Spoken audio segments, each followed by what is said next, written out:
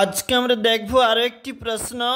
দ্বিতীয় পর্যায়ক্রমিক মূল্যায়ন 2025-এর জন্য দ্বিতীয় শ্রেণী বাংলা প্রশ্ন, যেখানে পূর্ণমান 30, সময় রয়েছে 60 মিনিট।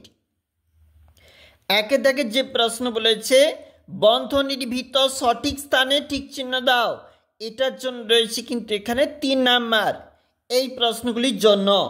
দুয়ের থেকে যে প্রশ্ন বলেছে 4টির অর্থ লেখো এবং সেখানে রয়েছে কিন্তু মোট 2 নাম্বার।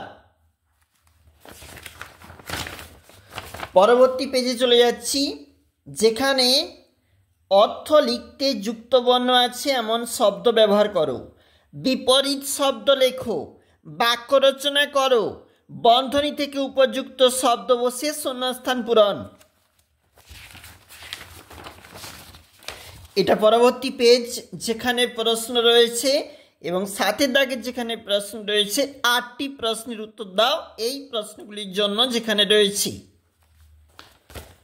এটা পরের যে পেজ এবং যেখানে কিন্তু কবিতার লাইন থেকে শূন্যস্থান পূরণ 3 নাম্বার রয়েছে।